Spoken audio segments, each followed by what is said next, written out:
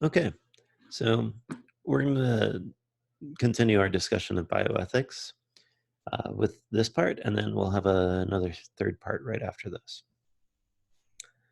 So when last we left, we discussed some codes of ethics, and we discussed the immortal life of Henrietta Lacks. Now I want to talk about something that's a little sad, a little depressing, a little hard to hear, um, but it's important to this discussion. And to do that, we have to talk about syphilis. Of course, I'm talking about syphilis. So um, there's an argument back and forth. Some people think that syphilis did not originate in the Americas. Other people did. What is known is that after in around the 1500s, there were a lot of names for syphilis, and they tended to be related to the country that was nearby that the particular locals detested, indicating that there was a very quick spread of this disease.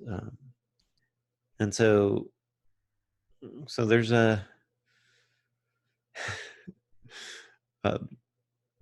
it's kind of funny how this reveals some uh, inner turmoil within these countries, right? The French calling it the Spanish disease, the Ottomans calling it the Christian disease, the Polish and the Persians calling it the Turkish disease. I love it. In the United States, syphilis has been with us since the very beginning. In fact, Washington himself complained that a lot of our soldiers were disabled due to syphilis. And what we did with our soldiers at the time was just find them if they had any venereal diseases. It's been a problem for all subsequent U.S. wars. And in fact, when you talk to military experts, so there's a book by Mary Roach that talks about defecation. But when you talk to military experts about all of these basic bodily things, where to poop, where to eat, how to venereal diseases, that sort of thing, that is an issue that military strategists take very, very seriously, because diseases spreading through troops can cause huge problems, and they have throughout all U.S. wars. And so that's going to set the context for the next discussion, that it was Americans trying to address this plague that had hit them during various wars. Before we do that, we need to talk about what syphilis actually is. So one of the weird things about syphilis is that it has several stages. The first is genital sores or ulcers. And the problem with this is that they go away. And that doesn't seem like a huge problem, except that the bacterium is still in your body. It's still doing things to you. And so when it goes away, you tend to forget about it. And then sometime later, quite a bit later, you will get a variety of different ailments. And these are very, very familiar to any of us that have been sick in any respect, right? So these are very, very common ailments. And the weird part about the second stage is that you sort of get a mishmash of these. You don't get all of them. There's nothing that would be immediately obvious that this was in any way connected to the primary stage. So people just think that they had another ailment of some sort.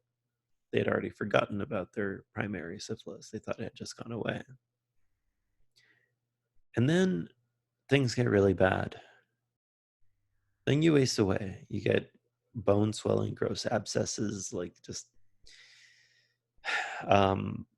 blindness, deafness, lots of horrible things that might affect your brain. It's just bad. You don't want it. I don't recommend it. If you have it, get it treated, please. So early treatments were pretty ineffective. So mercury, rubbing the sores, ointments, electrocution.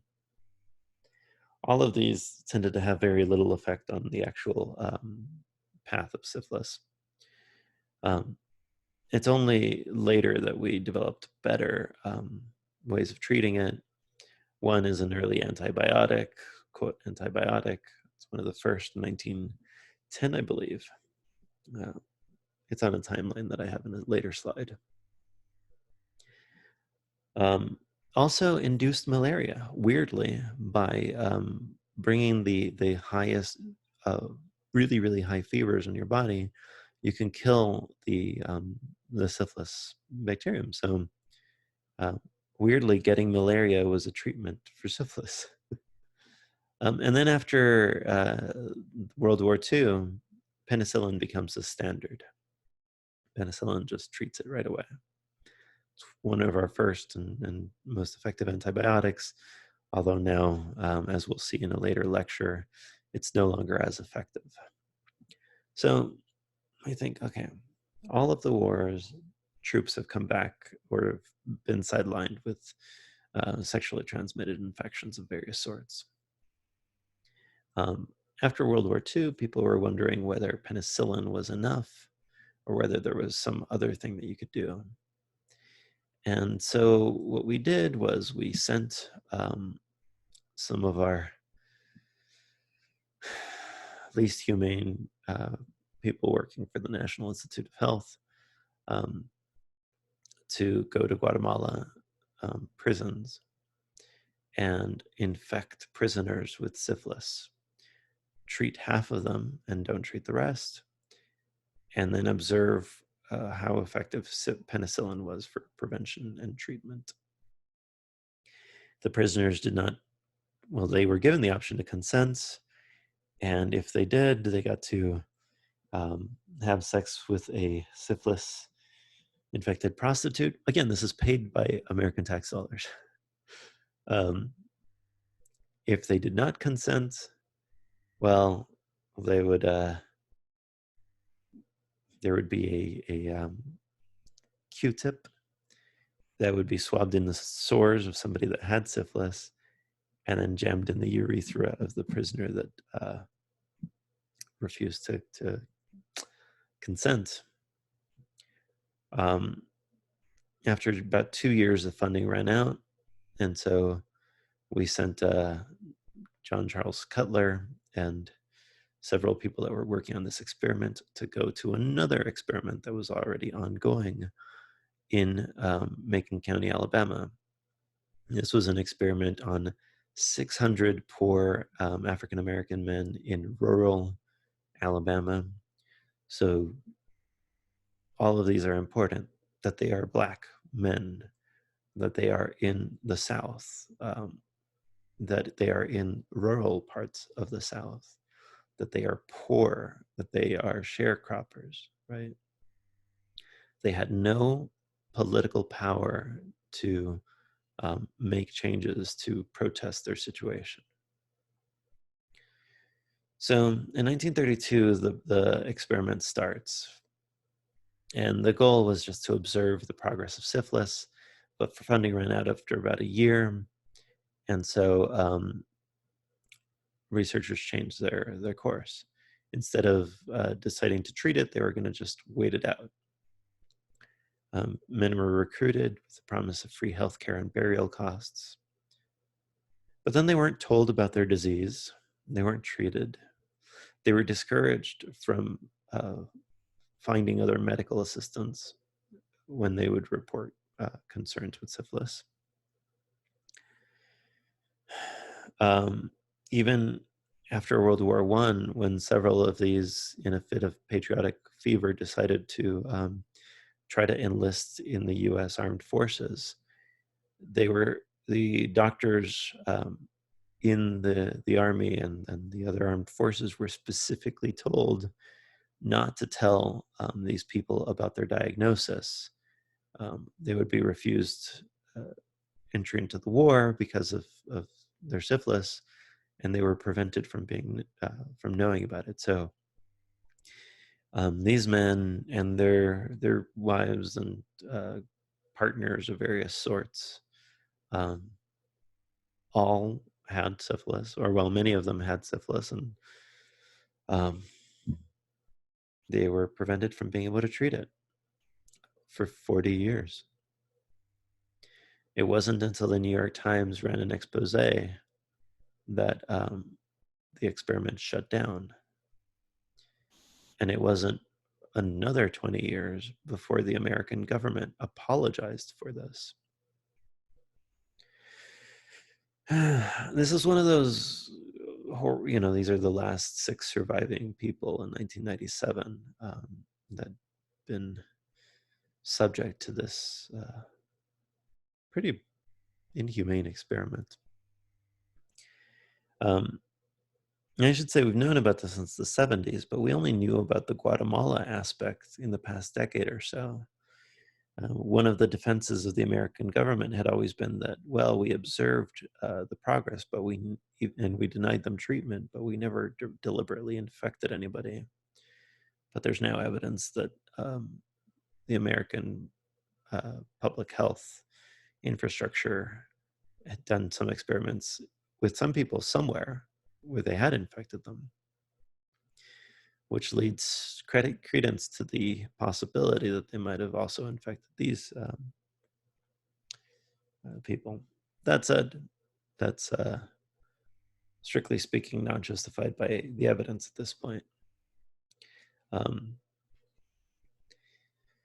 So there was this big legacy from this about how this deception, this failure to obtain consent and harm is just like a horrific practice. And especially considering that this was going on at the same time as the Nazi experiments, and then after the Nazi experiments, and after the Nuremberg codes. It's troubling that people couldn't see how inhumane this was. There's questions about race, gender, how poor, how marginalized these communities were. You never see an experiment of this sort done in Beverly Hills, and you never will. That's because the people that tend to be subject to these experiments are also the people that have least ability to stop them. And as a result, possibly not as a result, but this is one of the bits of evidence that the Black community has with respect to distrusting government researchers and researchers in general.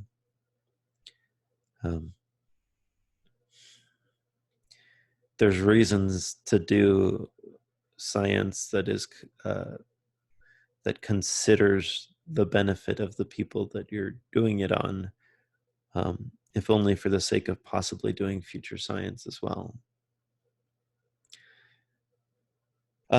Before I leave human experimentation, I do need to mention the Holmesburg prison experiments, which were almost as brutal. Went on, well, maybe even more brutal. They went on at the same time, where hundreds of prisoners with inadequate consent were given all sorts of pretty horrific conditions in order to see if how they would deal with them. Some of these people weren't guilty of crimes; they're just waiting for trial dates.